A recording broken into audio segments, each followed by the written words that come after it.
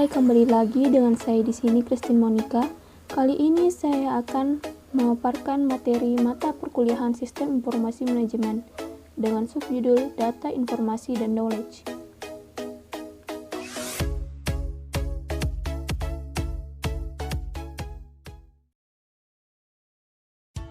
Kita masuk pada materi pertama, yaitu A. Data, Informasi, dan Knowledge.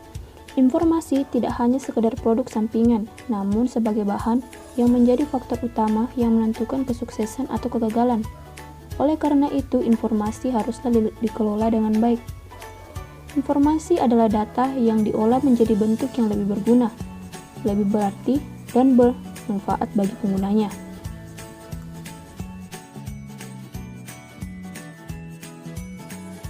Satu, data.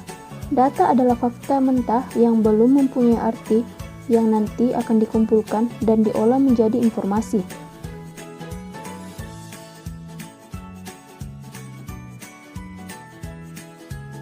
Kemudian teori menurut para ahli. Menurut William dan Schwartz, data adalah fakta-fakta dan gambar mentah yang akan diproses menjadi informasi. Kemudian menurut Kennelly dan Beck, mendefinisikan data adalah komponen yang paling penting dalam database manajemen sistem yang disingkat dengan DBMS. Berasal dari sudut pandang Amyors, data berperan sebagai penghubung antara mesin dan pengguna. Sedangkan menurut Romy, data adalah fakta-fakta yang dikumpulkan, dicatat, disimpan, dan diproses oleh sistem informasi.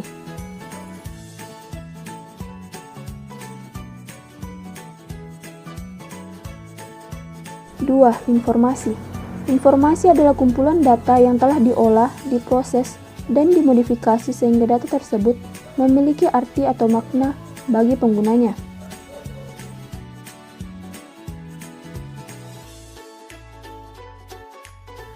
Teori menurut para ahli mengenai informasi. Ken dan London. Informasi adalah data yang sudah dibentuk menjadi sebuah bentuk yang memiliki arti dan berguna bagi manusia. Kemudian teori menurut Widayana mendefinisikan informasi merupakan data yang telah disusun dan disertai dengan referensi terhadap suatu hubungan atau konteks yang mempunyai arti untuk pengambilan keputusan. Teori menurut Hasegia berpendapat informasi adalah sebuah konsep yang universal dalam jumlah muatan yang besar, meliputi banyak hal dalam ruang lingkup masing-masing, dan terekam pada jumlah media.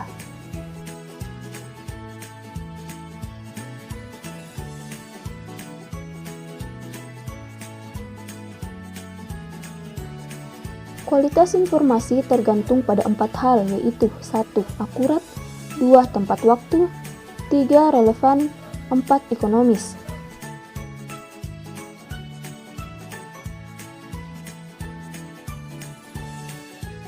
Kita masuk pada bagian B, yaitu knowledge.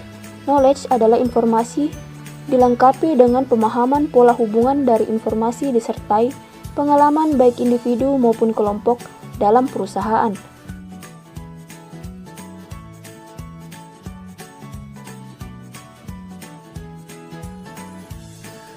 Jenis knowledge. Knowledge dibagi atas 2 bagian, yaitu 1. Tacit knowledge adalah knowledge yang terletak pada otak atau melekat di dalam diri seseorang dan diperoleh melalui pengalaman yang sangat sulit dikodifikasi. 2. Explicit knowledge adalah segala bentuk knowledge yang sudah direkam dan dikomunikasikan dalam penyerapan KM sehingga lebih mudah didistribusikan dan dikelola.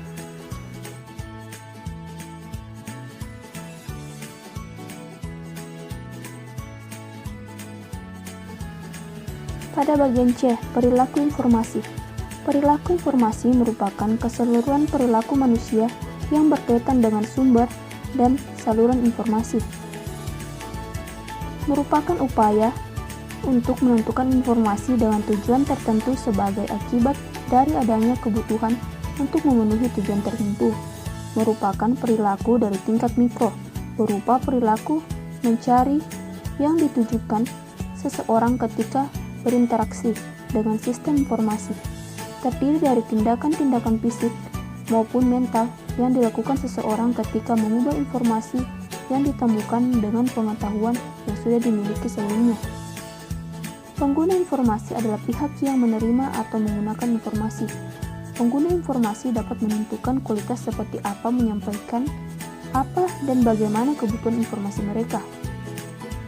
Penyampaian informasi mereka dan bekerja sama dengan sumber informasi lain. Pengguna merupakan prioritas utama kelangsungan hidup sistem informasi.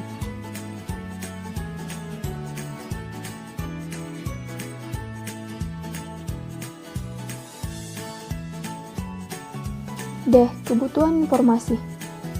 Pengguna membutuhkan informasi yang akurat, relevan, ekonomis, cepat, tepat, serta mudah mendapatkannya. Pada sistemasi pengguna dihadapkan kepada beberapa permasalahan seperti banjir informasi, informasi yang disajikan tidak sesuai, kandungan informasi yang diberikan kurang tepat, jenis informasi kurang relevan. Bahkan, ada juga informasi yang tersedia namun tidak terpercaya. Permasalahan tersebut menjadi sebuah tantangan bagi penyedia informasi. Informasi menjadi kebutuhan pokok bagi pengguna tertentu, sehingga jika kebutuhan informasinya tidak terpenuhi, akan menjadi masalah bagi pengguna. Informasi dibutuhkan pengguna bertujuan untuk menambah pengetahuan dan meningkatkan keterampilan yang pada akhirnya dapat merupakan sikap dari perilakunya.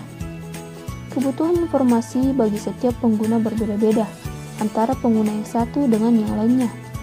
Kebutuhan informasi bagi pengguna dapat diketahui dengan cara melakukan identifikasi kebutuhan pengguna.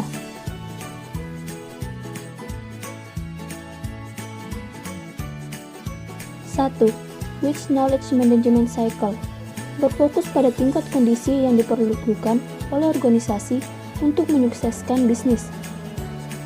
Organisasi harus memiliki bisnis, produk atau jasa, dan pelanggan organisasi harus memiliki sumber daya atau pekerja, modal, dan fasilitas. Dan harus memiliki kemampuan untuk bertindak. Kemudian ada 4 tahap dalam siklus. 1. Holding knowledge. 2. Hold knowledge. 3. Hold knowledge. 4. Use knowledge.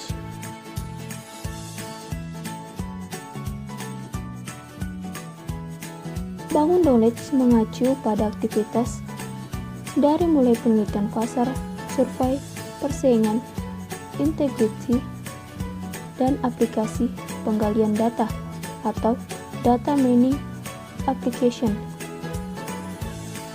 Membangun knowledge terdiri dari 5 aktivitas penting, yaitu 1. Mendapatkan knowledge. 2. Menganalisis knowledge. 3. Menyusun ulang atau mencocokkan knowledge. 4. Mengkodifikasi knowledge. 5. Mengatur knowledge.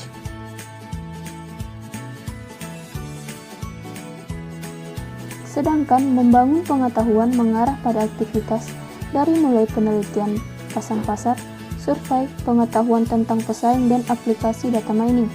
Membangun pengetahuan bertumpu pada 5 aktivitas, yaitu 1. Memperoleh pengetahuan. 2. Analisis pengetahuan. 3. Membangun ulang atau menggabungkan pengetahuan. 4. Menyusun pengetahuan berdasarkan sistem. 5. Mengatur pengetahuan.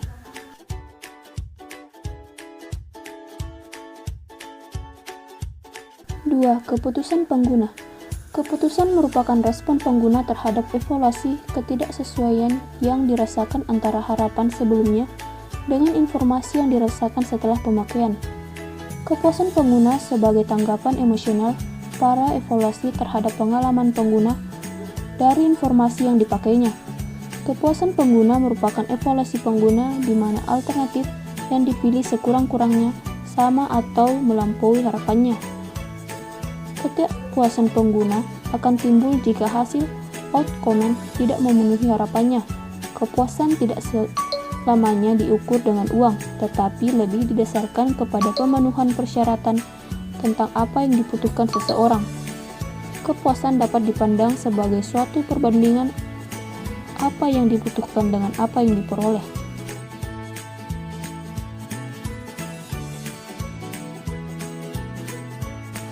Sekian dari saya. Wassalamualaikum warahmatullahi wabarakatuh. Thanks for watching. Bye.